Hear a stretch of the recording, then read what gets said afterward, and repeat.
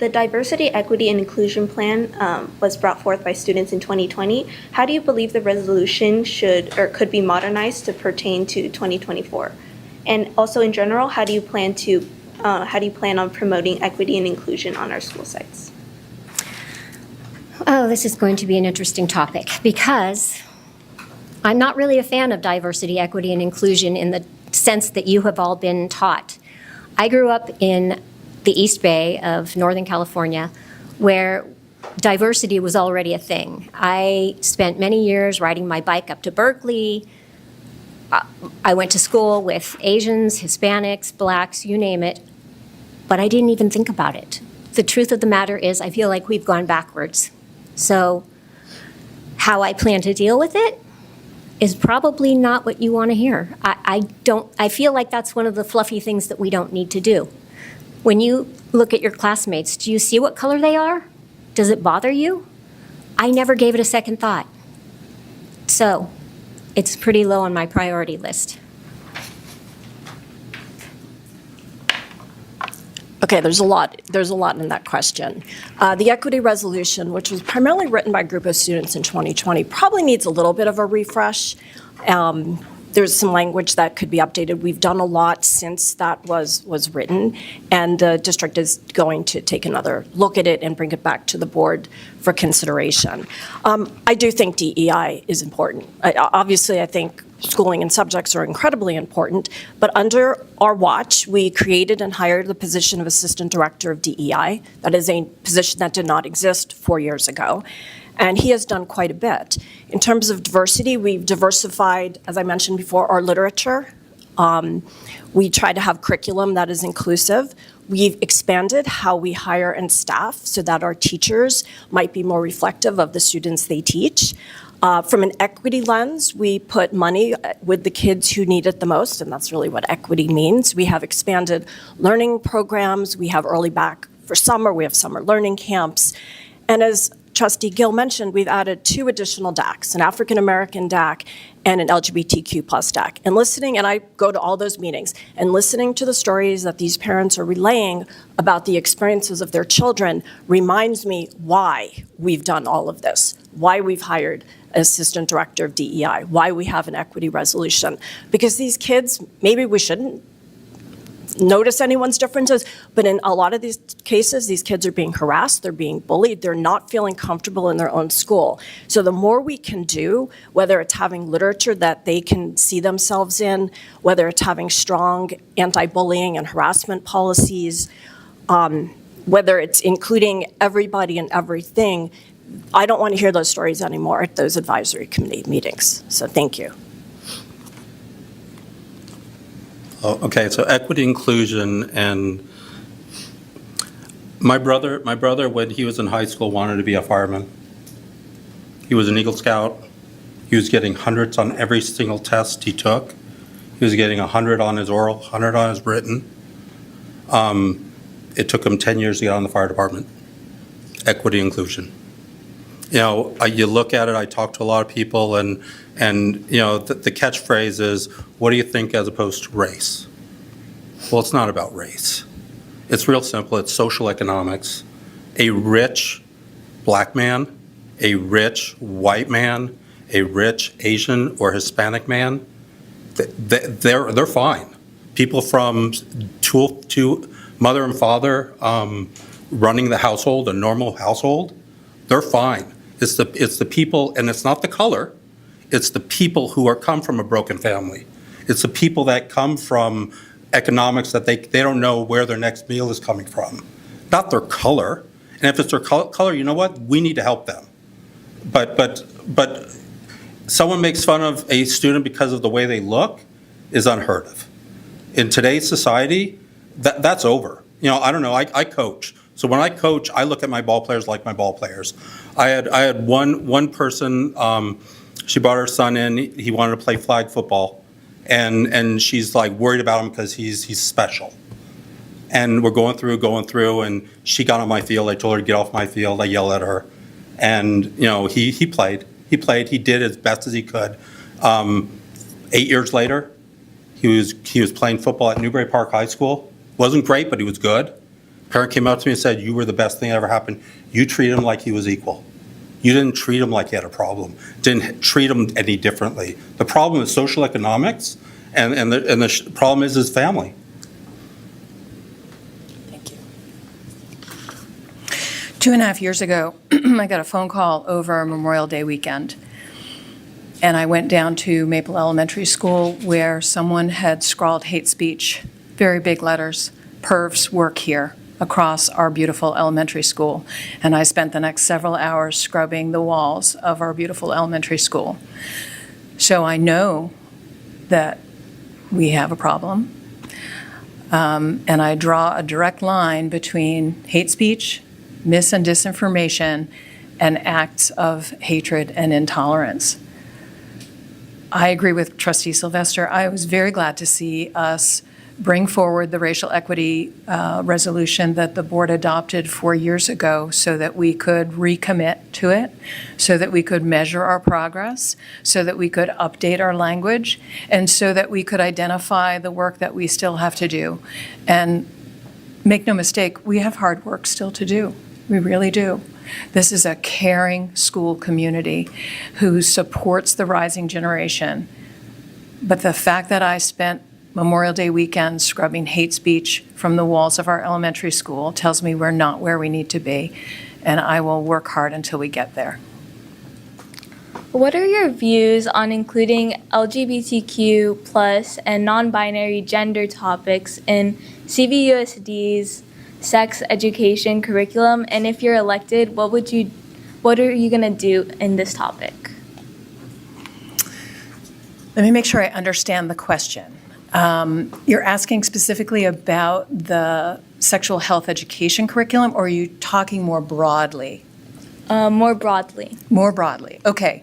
So let me start with the comprehensive sexual health education curriculum that we adopted that finally brought us into compliance with the California Healthy Youth Act. As you know, we had been out of compliance for a number of years while the existing board wrestled with how to accomplish that goal. We did accomplish that goal. So those topics are covered in the way that they should be, with medically accurate, age-appropriate curriculum materials.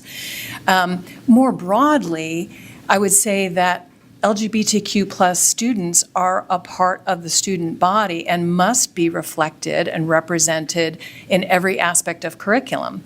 So you probably know that back several years ago, we had some conversations about book banning in our school district.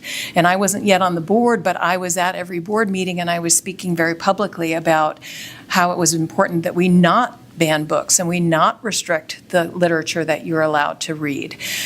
So I feel quite strongly about the efforts that we've made to diversify the literature program that we have.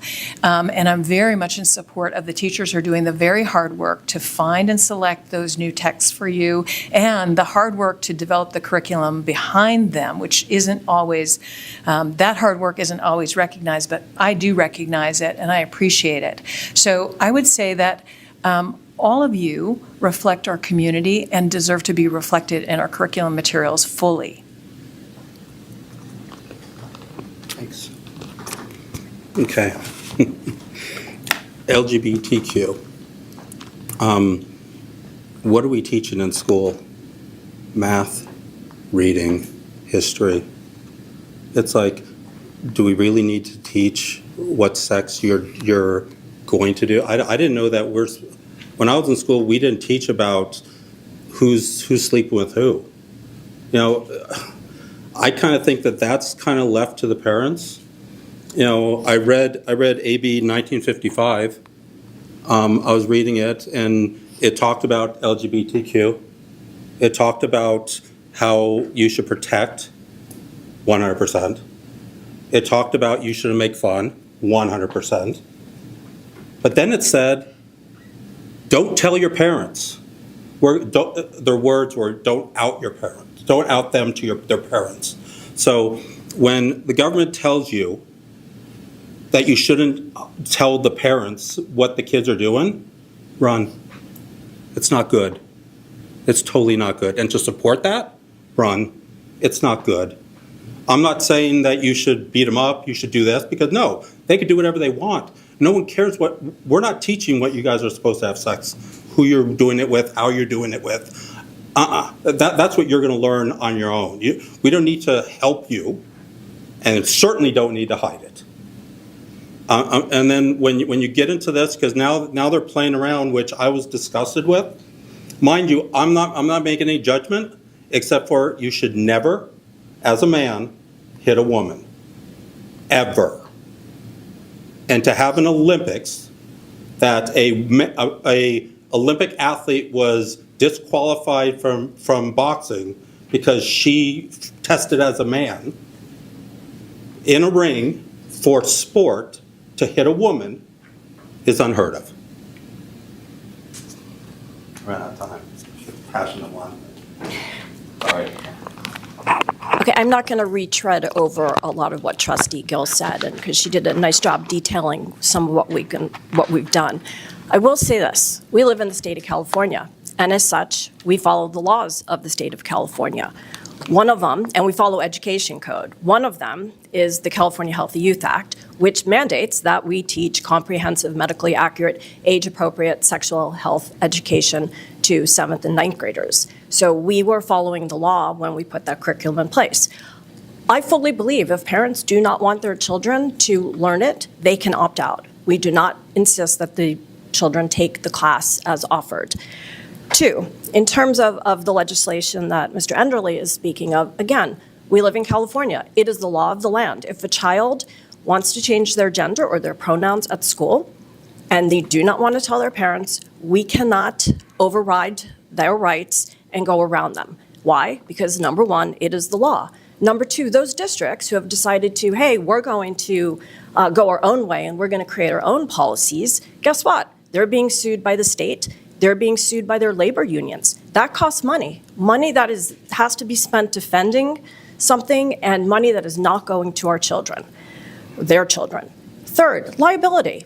Let's just say we go down the path and we put one of our students in a dangerous situation. And let's say, God forbid, something happens to that student. Well, we haven't followed the law. So guess what? Our insurance company is not going to help defend us. We will be liable. Again, it's a money issue because we will have to pay money out of our general fund and we won't be able to not run a deficit. So quite simply, we live in California, and I think we're lucky we have these protections, but as school board trustees, we need to follow the law.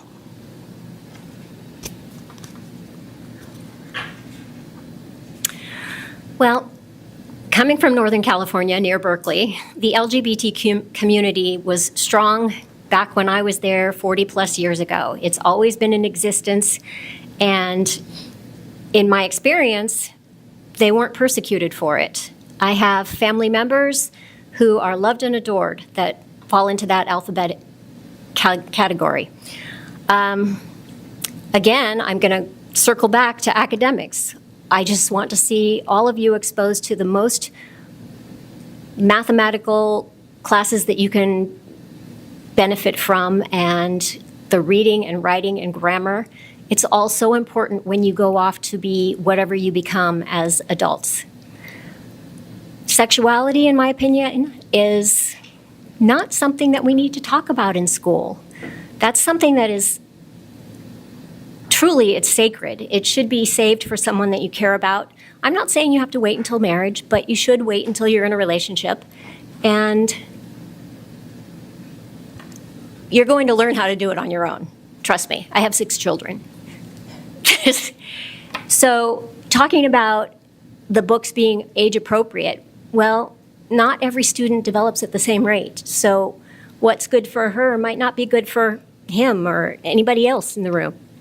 I just think that it's a topic that really should remain behind closed doors, because you will learn from your siblings, your friends, whatever. It's taking away from precious classroom time.